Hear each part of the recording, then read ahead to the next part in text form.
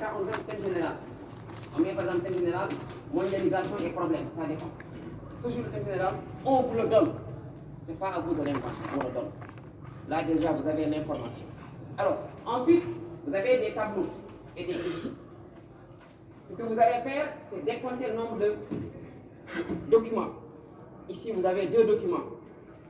Vous avez le thème général. Vous dites maintenant, ce sujet de commentaire, ce commentaire composé de 2 documents a pour thème général mondialisation et problèmes. Point. Voyez. Présentez d'abord le thème général. Alors, ce n'est pas une obligation de définir le thème. Limitez-vous seulement à ça. Il faut pas me définir qu'est-ce que la mondialisation, ce n'est pas une. Présentez le thème, ce sujet de commentaire composé de 2 documents a pour thème général la mondialisation des problèmes. Point.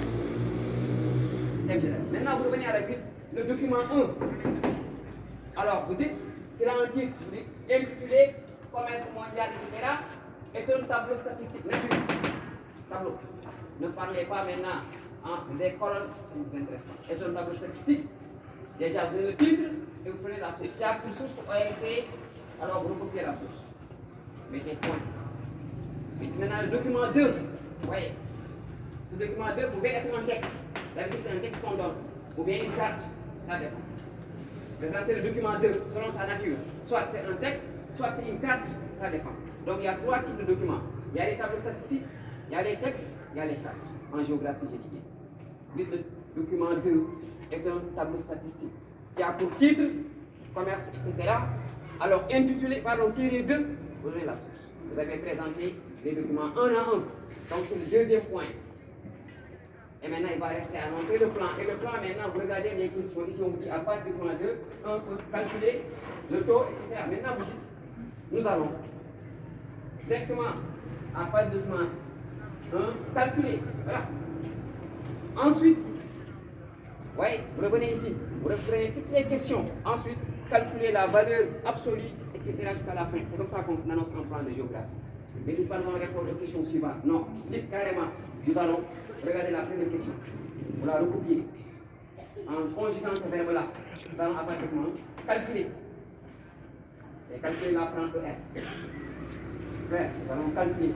Et vous recopiez la question. Ensuite, vous voyez, deuxième question, ça arrive.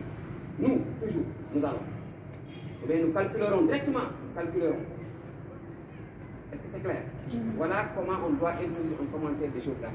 Quand vous le faites, alors il y a 2 points qu'on donne. Si je dis bien le barème, ne fait pas 20 points. Il faut être intelligent.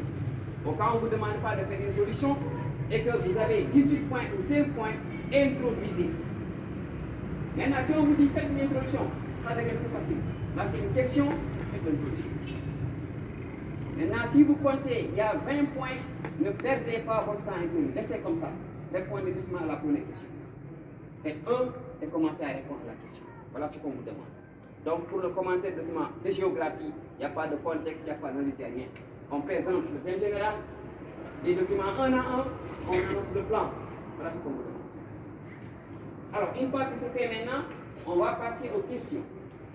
Là, vous avez un tableau avec des valeurs exportation, importation. Alors, regardez bien les valeurs que vous avez avant de démarrer. Il faut bien regarder les valeurs. Alors, quand on dit exportation, c'est ce qui sort du pays. Importation, c'est ce qui entre. Ces notions-là, il faut les comprendre. Peut-être qu'on n'en a pas besoin, mais l'élève doit savoir quand on dit exportation, c'est quoi. Importation, c'est quoi. Donc, quand on dit exportation, c'est la valeur des marchandises en dollars. Un exemple. Exemple, les États-Unis ont exporté 500 voitures dans l'année. Chaque voiture a coûté 10 millions. On va calculer c'est combien. Pétrole, jusqu'à la fin, tous les produits exportés maintenant, on fait un résultat en dollars. On dit voilà la valeur d'exportation des États-Unis par exemple en 2013. Quand on prend tous les produits exportés, on les évalue en dollars. Et tu vois, tous ces tableaux que vous avez en économie, en géographie, sont en dollars. Parce qu'on vous a dit qu'en 1944, avec les accords de Bretton Woods, le dollar devient la monnaie référentielle mondiale. Vous n'allez jamais voir un tableau en euros ou en CFA.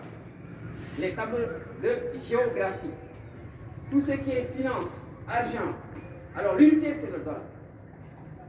Parce que c'est ce que les gens ont décidé en 1944. Vous n'allez jamais voir un tableau statistique avec des unités en euros ou en CFA.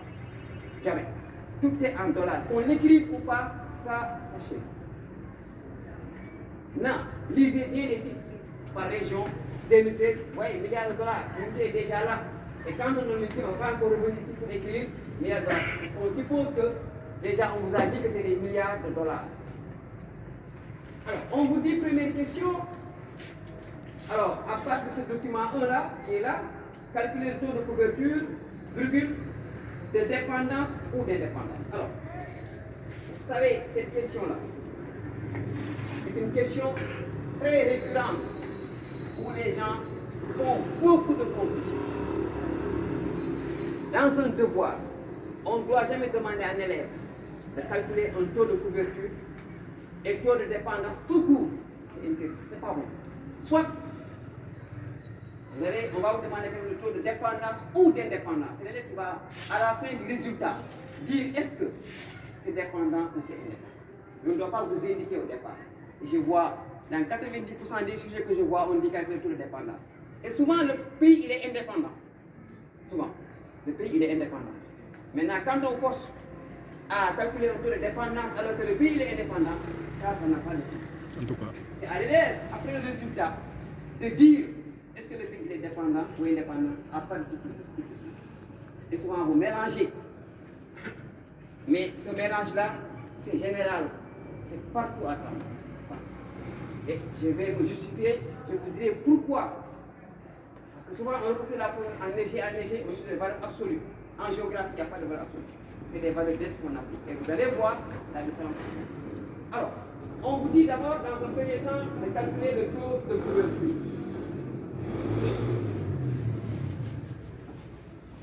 Alors, taux de couverture, c'est une formule. Alors, comme c'est la formule, exportation sur importation fois 100. Vous voyez, c'est la valeur de ce qui est exporté que vous allez diviser par la valeur des produits importés et que vous multipliez par 100. Toujours, quand on dit taux, multiplication par 100. Donc, dans des sujets pareils, il y a deux possibilités. On peut vous demander de faire un taux de couverture. Soit vous avez exportation, importation ou bien production et consommation. Il y a que ces deux types de sujets.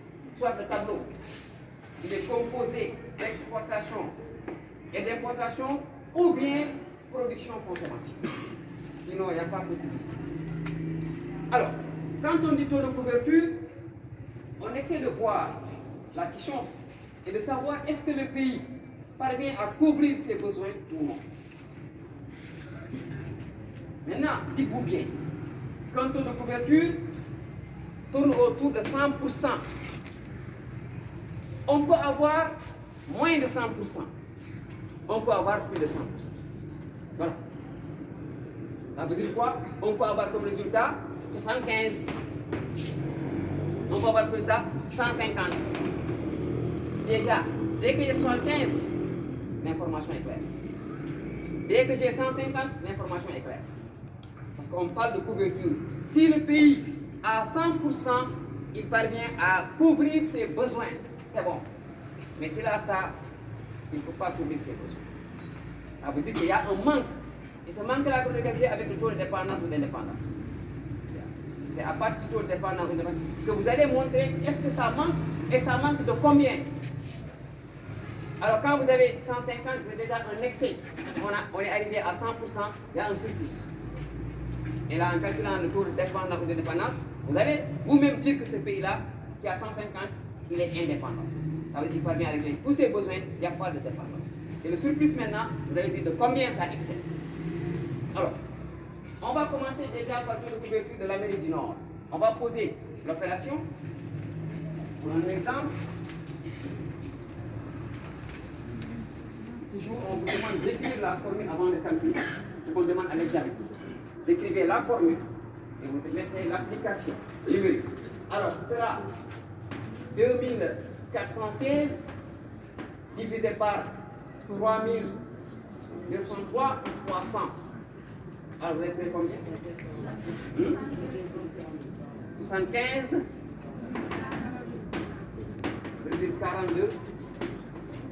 Ça, c'est l'Amérique du Nord. Hein? Amérique du Nord.